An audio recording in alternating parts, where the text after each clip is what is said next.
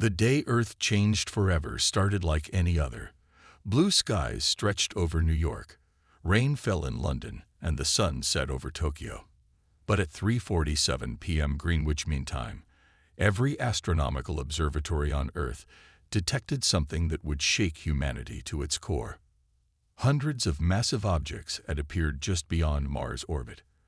At first, scientists thought they were asteroids, but their perfect formation and controlled movement told a different story. These were ships, warships larger than anything humans had ever built. Within hours, military bases worldwide went into full alert. Fighter jets took to the skies, missile silos prepared for launch, and naval fleets moved into defensive positions. The world held its breath, waiting. The message came 24 hours after their arrival. Every screen on Earth, phones, computers, televisions, suddenly displayed the same image. A tall, gray-skinned creature with 4 eyes looked down at humanity with what seemed like bored contempt. People of Earth, the alien spoke in perfect English, its voice deep and emotionless. We are the Dominion. We rule 200 star systems and countless worlds. Your civilization has been observed and deemed worthy of addition to our empire. You have 48 hours to submit to our rule. Resistance is. It paused, showing sharp teeth in what might have been a smile. Not recommended. The message repeated in every major language on Earth. Panic erupted in cities worldwide. Stock markets crashed. Religious leaders called for prayer. Military commanders demanded action. In Washington, D.C., the president's hand shook as she read the latest reports. The alien ships were moving closer, taking positions around Earth like a noose tightening around a neck. Each ship was at least 3 miles long, bristling with weapons that human scientists couldn't even understand. What are our options? She asked her advisors in the emergency bunker beneath the White House. The Joint Chiefs of Staff shared grim looks. Their technology is far beyond ours, the Air Force general said. But we're detecting some interesting patterns in their shield frequencies. If we cooled. He was interrupted by a call from the United Nations. Similar meetings were happening in every major capital, and a decision had been made.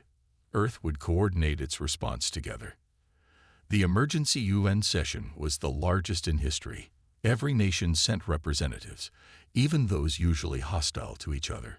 Old enemies sat side by side, united by a threat greater than any earthly dispute. While diplomats debated, the world's best hackers and scientists worked together.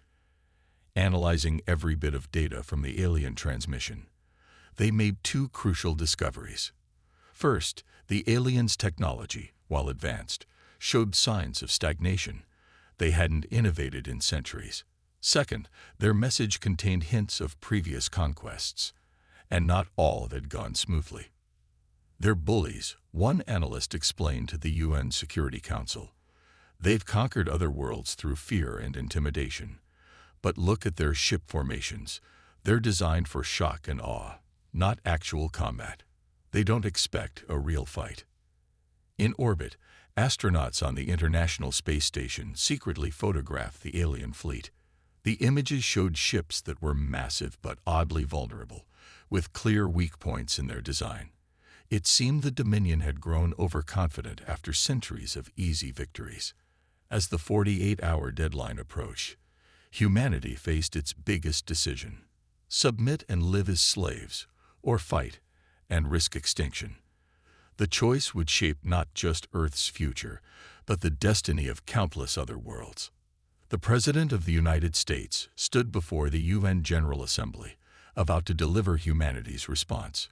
Behind her, the flags of every nation on Earth hung together, a symbol of newfound unity. The chamber was silent, every eye fixed on her. In homes and public squares across the world, billions watched and waited. She took a deep breath, looked directly into the camera, and spoke the words that would echo through history. To the Dominion, humanity does not kneel. We do not submit, and we are not afraid. This is our response. In orbit, Earth's combined military forces moved into position, ready to strike. The world waited for the alien response to humanity's defiance. For 5 long minutes, silence filled the airwaves. Then the Dominion's reply came, not in words, but in action. 3 smaller alien ships broke from their formation and headed toward Earth.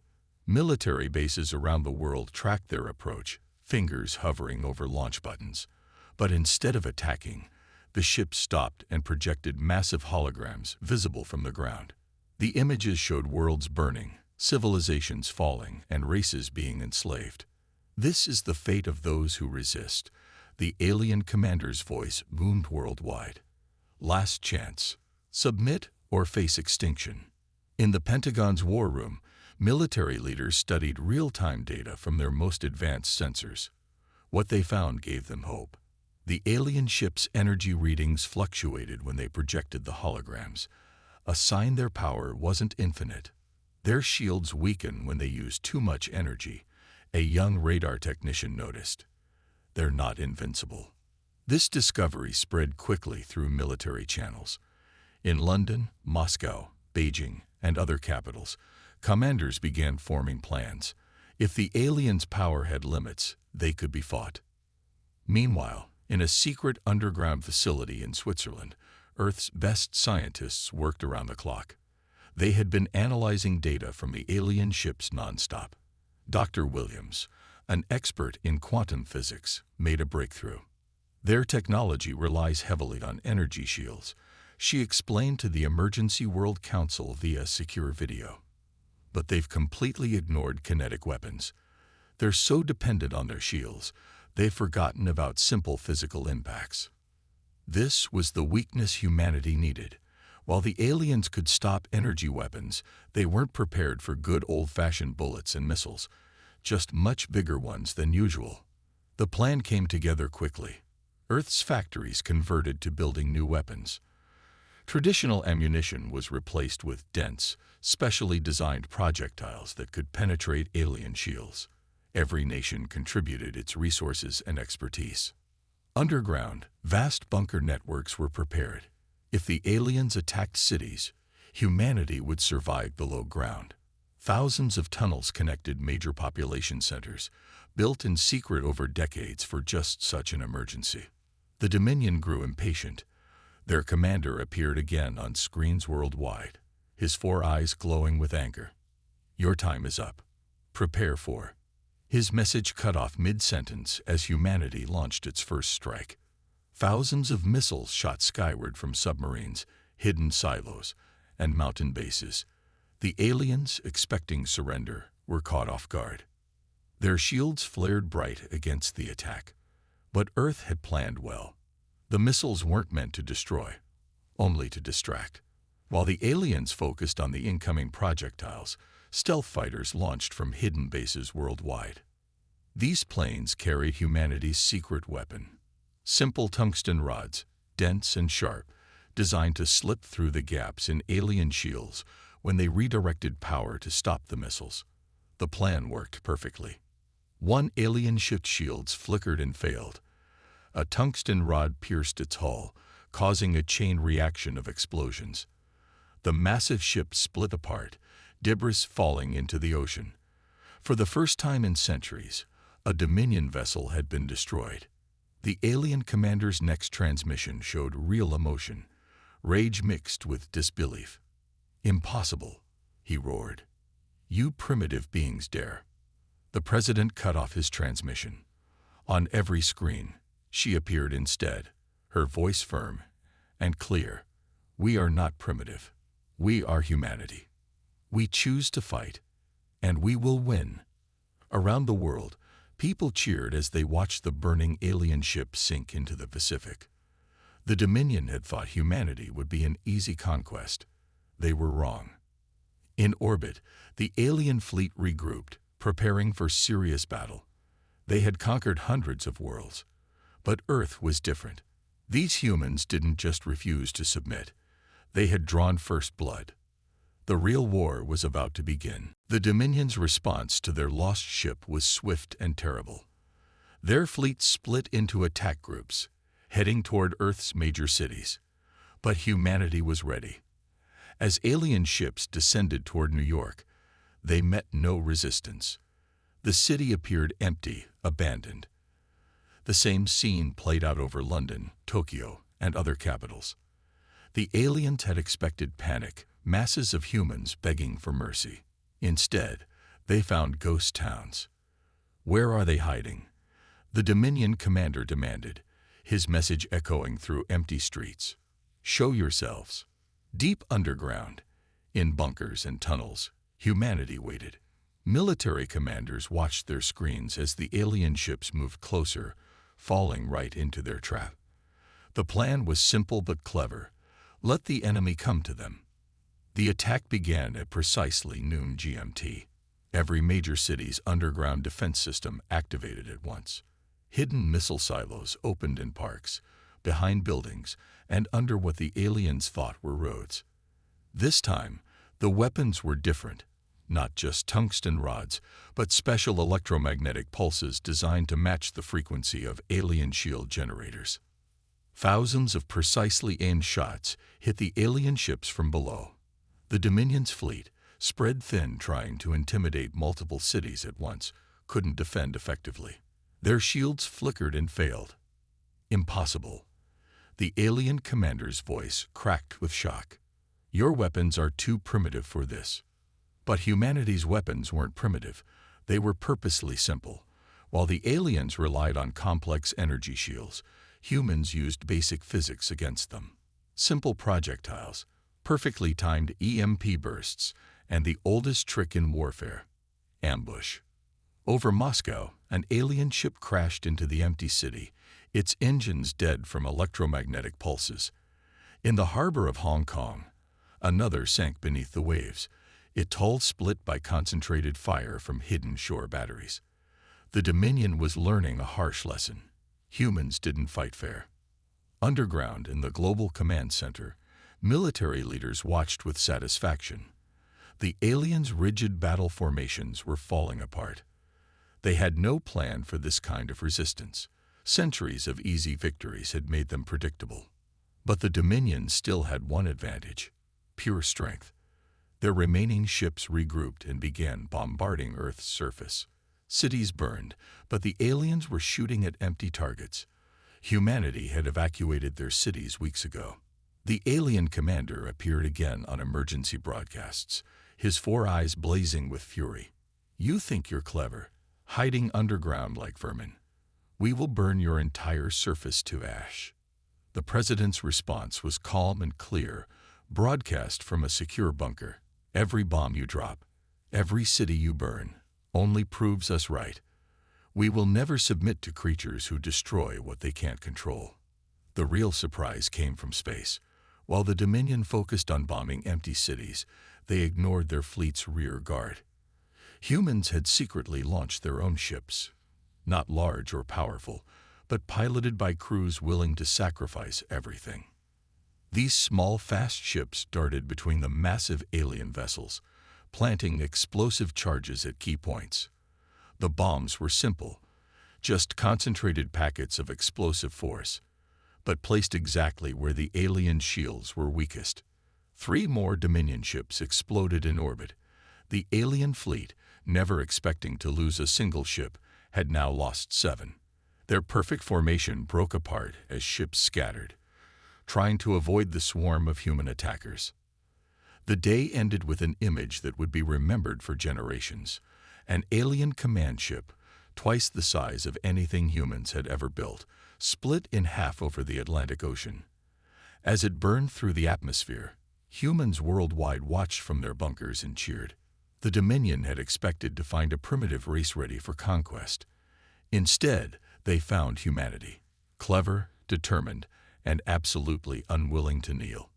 In their hidden command center, Earth's leaders planned their next move. They had bloodied the enemy's nose. Now it was time to show the Dominion what humans could really do. The real war was just beginning, and humanity was no longer fighting just to survive. They were fighting to win. 2 months into the war, humanity made a discovery that would change everything. In a hidden lab beneath the Rocky Mountains, scientists studied a captured piece of alien shield technology. What they found was surprising. The Dominion's greatest strength was also their greatest weakness. "Look at this," Dr. Miller told the gathered military leaders, pointing to the alien device. "Their entire warfare strategy depends on energy shields. They've forgotten the basics of physical armor. It's like they're wearing force fields, but no actual protection underneath." This explained why Earth's simple weapons worked so well. The aliens had become so dependent on their shields, they'd stopped building physical defenses into their ships. It was like wearing magical armor, but no actual steel underneath. The news spread quickly through Earth's underground network.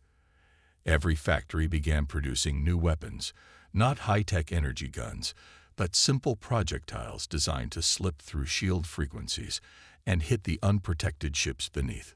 But the Dominion wasn't done yet. Their remaining ships gathered in orbit, preparing for their biggest attack yet. The alien commander's message was filled with rage. "You think you're winning. We have ruled the galaxy for 10,000 years. We will not be defeated by primitives."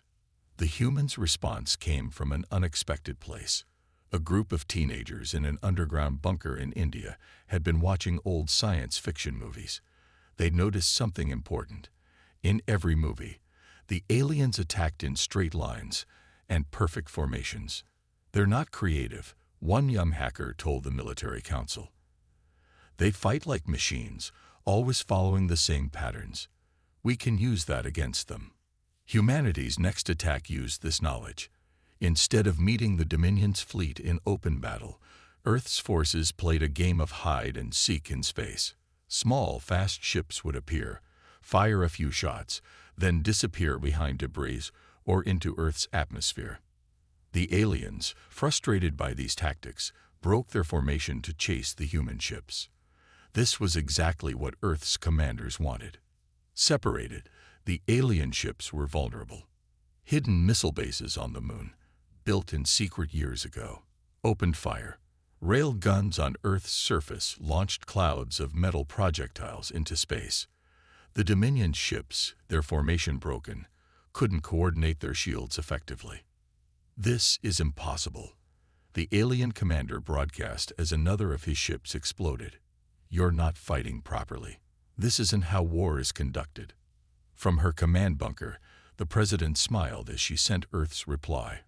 "There are no proper rules in defending your home. You brought war to our doorstep.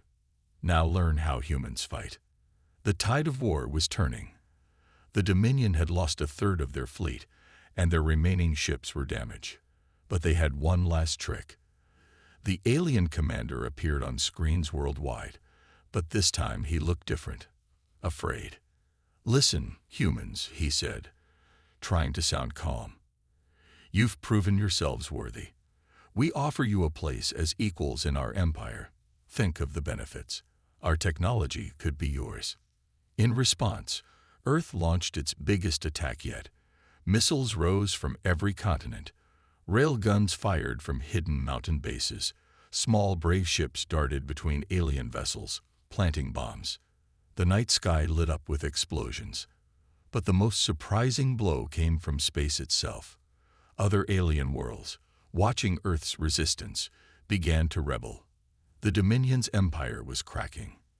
A damaged alien ship, trying to retreat, was captured by Earth's forces. Inside, they found something unexpected: files about other conquered worlds. The Dominion's empire wasn't as stable as they claimed. Many enslaved species were watching Earth's fight with hope. As the day ended, humanity had learned an important lesson.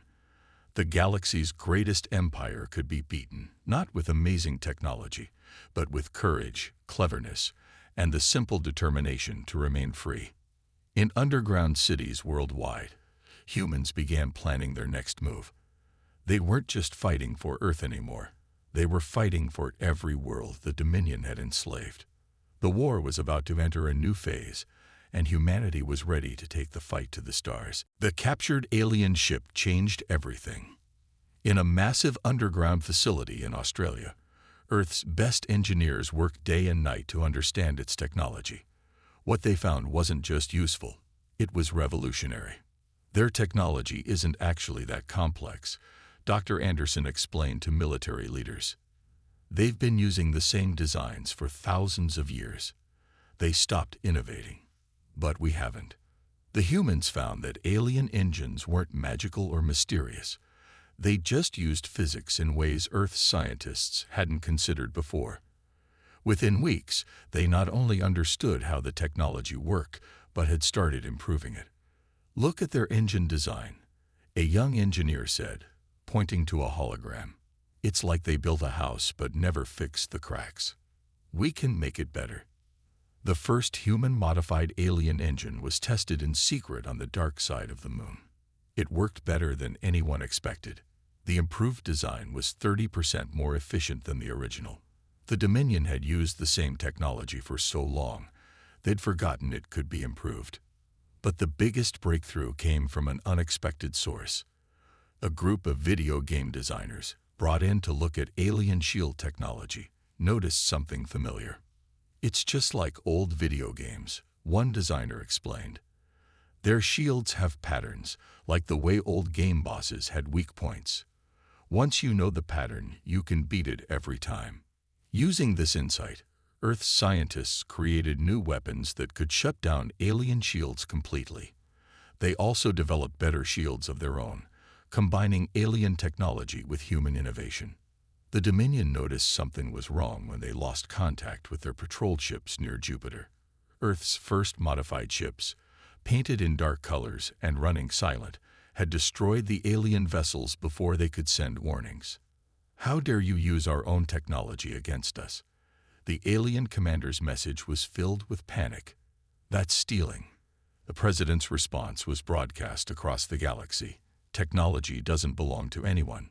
Knowledge is meant to be improved upon. You forgot that lesson. We haven't." The biggest surprise came 3 months into the research project. A team of scientists discovered that alien faster-than-light travel wasn't complicated. It was just expensive. The Dominion had restricted it to maintain control over their empire. Humanity's first FTL ship launched from a hidden base in the Atacama Desert. It carried a message of hope to other enslaved worlds.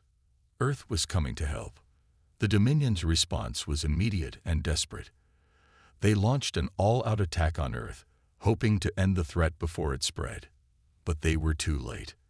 Earth's new ships, faster and more maneuverable than alien vessels, danced through space battles like lightning. Human shields, modified and improved, could now reflect alien weapons back at them. Each battle brought new improvements as humans constantly adapted their tactics and technology. "Impossible," the alien commander screamed as another of his ships fell to Earth's forces. "You can't improve perfection. Our technology is perfect." But it wasn't perfect, it was stagnant. While the Dominion had spent thousands of years standing still, humanity had learned to innovate and adapt quickly. Every failure taught them something new. Every battle made them stronger. The turning point came when Earth's ships reached the first enslaved alien world. The inhabitants, a peaceful species enslaved for centuries, watched in awe as human ships easily destroyed their Dominion overlords. "How?" their leader asked the human commander. "How did you defeat them so quickly?" The answer was simple. "We never stopped learning. We never stopped trying to be better." As news spread through the galaxy, other enslaved worlds began to hope. The Dominion's unbeatable technology had been not just matched, but surpassed. Their iron grip on the galaxy was weakening. In shipyards around the solar system, humanity built more vessels, each better than the last. They weren't just fighting a war anymore. They were leading a revolution. The galaxy was about to change forever, and humanity was showing the way. The news spread across the galaxy like wildfire. Earth wasn't just fighting the Dominion. They were winning. On 1,000 enslaved worlds, hope began to grow. The first alien species to openly rebel were the Builders, master engineers who had been forced to maintain the Dominion's ships for centuries. In a single day, they shut down repair stations across 50 star systems. Damaged Dominion ships had nowhere to go for repairs. "Your empire is built on stolen skills and enslaved minds," Earth's message echoed across space. What happens when those minds decide to think for themselves? The Dominion's response was predictable. They sent ships to punish the rebel worlds. But Earth was ready. Human vessels, hidden near each rebellious planet, emerged from behind moons and asteroids. The aliens' rigid battle tactics were no match for human ingenuity combined with local knowledge. In the shipyards of Mars, humans worked alongside freed alien engineers. Together, they built ships that combined the best of all their technologies. The builders' ancient knowledge of space construction merged perfectly with human creativity. "We forgot how to think differently," a builder-engineer told his human colleagues. 500 years of slavery made us forget that rules can be broken, that new paths can be found. The Dominion's empire began to crack. On every conquered world, slaves watched human ships defeat their masters and dared to dream of freedom. Earth sent not just warships but teachers, engineers, and diplomats to each freed world. "We don't want to rule you." The president's message was broadcast in every language across the galaxy. "We want to help you rule yourselves." This idea, freedom instead of conquest, was something the Dominion couldn't understand. Their commander's messages became increasingly desperate. "If you free them, there will be chaos," he warned. "Only our control keeps the galaxy stable." But the galaxy wasn't stable. It was stagnant. As world after world broke free, new alliances formed. Species that had been enemies under Dominion rule discovered they could work together. Trade routes opened. Cultural exchanges began. The galaxy came alive with new ideas and possibilities. The Dominion made their biggest mistake when they tried to turn their former slaves against Earth. They offered rewards to any species that would fight against humans. Not a single world accepted. Instead, alien ships began joining Earth's fleet. Freed worlds sent their own vessels to help liberate others. What had started as Earth's war for survival became a galaxy-wide revolution for freedom. The breaking point came at the Battle of Three Suns. The Dominion gathered their remaining fleet for one final attack on Earth. But when they arrived in the solar system, they found not just human ships waiting, but vessels from 50 different species. "Look around you," Earth's admiral transmitted to the Dominion fleet. "Look at what unity really means. Not slavery, but cooperation. Not control, but freedom." The battle that followed was short but decisive. The combined fleet, using tactics no single species could have developed alone, tore through the Dominion's forces. Their rigid formations fell apart against attacks coming from dozens of different battle styles at once.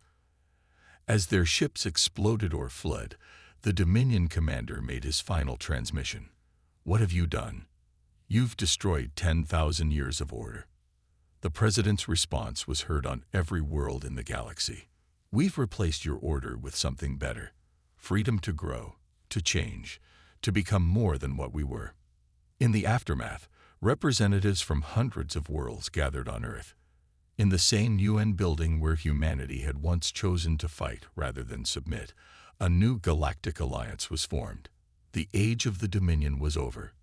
A new age was beginning, one built not on conquest and control, but on cooperation and mutual respect. And it had all started because humanity chose to fight back. 1 year after humanity's first contact with the Dominion, the final battle began. The remains of the once mighty empire had gathered their last ships around their home world. They had ruled the galaxy for 10,000 years. Now they faced their end. Earth led the largest fleet ever assembled in galactic history. Ships from 300 freed worlds moved together in perfect coordination. Each species brought their own strengths. Human creativity, builder engineering, and countless other skills the Dominion had once suppressed. "Surrender," the alien commander transmitted from his fortress world. "Surrender, or we will destroy everything. We still have weapons you can't imagine."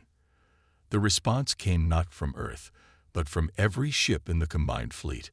1,000,000 voices speaking as one. No more. The battle began at dawn, Earth time. The Dominion expected their enemies to attack in traditional ways. They still hadn't learned. Instead, they faced something new, a battle plan that combined strategies from 100 different worlds. Small, fast human ships darted between the enemy's rigid formations. Builder vessels used their advanced engineering to shut down Dominion power systems. Other alien ships, each fighting in their own unique way, struck from every direction. "This isn't fair," the Dominion commander screamed as his fleet fell into chaos. "This isn't how war is fought." "This is how free people fight," Earth's admiral replied. "Together, each in our own way, for a single cause." The Dominion's famous shields failed against weapons they had never seen. Their formations broke against tactics they couldn't predict. Their mighty warships, unchanged for thousands of years, fell to vessels built by free minds working together. In orbit around their home world, the Dominion's leaders watched their invincible empire crumble. 10,000 years of conquest and control ended in a single day of revolution. The final blow came from Earth's flagship, not with a super weapon or advanced technology, but with a simple message: your time is over. Surrender and join us as equals. Fight on and face extinction. Choose wisely. For the first time in their history, the Dominion did something unexpected. They surrendered. As their leaders were taken into custody, documents found in their fortress revealed the truth. The Dominion had known their empire was failing. They had attacked Earth hoping to find new slaves to prop up their dying system. Instead, they had found their replacements. 1 month later, representatives from every free world gathered on Earth. In the same room where humanity had once chosen war over submission, they created something new, the Galactic Alliance of Free Worlds. The president's speech was broadcast across the galaxy. "We didn't win because we were stronger. We won because we refused to kneel. We won because we believed in something greater than control. Freedom, not just for ourselves, but for everyone. Each world would govern itself. Trade would flow freely. Knowledge would be shared. The galaxy would never again know the rule of a single power." The former Dominion worlds were welcomed into the alliance as equals. Their people, freed from their own rulers' control, showed the same spark of creativity and innovation that had been suppressed for so long. 5 years later, the galaxy had changed beyond recognition. New technologies emerged from cooperation between species. Trade routes connected worlds that had never known each other under Dominion rule. Art, music, and ideas flowed freely between the stars. Earth held a special place in this new order, not as rulers, but as the ones who showed that resistance was possible. Humans were respected throughout the galaxy not for their power, but for their courage to stand up when standing seemed impossible. In schools across the galaxy, children of 1,000 species learned the story: how the mighty Dominion fell not to a stronger empire, but to a single planet that refused to submit. How one world's defiance sparked a revolution that freed the stars. And on Earth, where it all began, humans looked up at the night sky and smiled. They had not only saved themselves, they had helped create something greater than any empire. They had created freedom.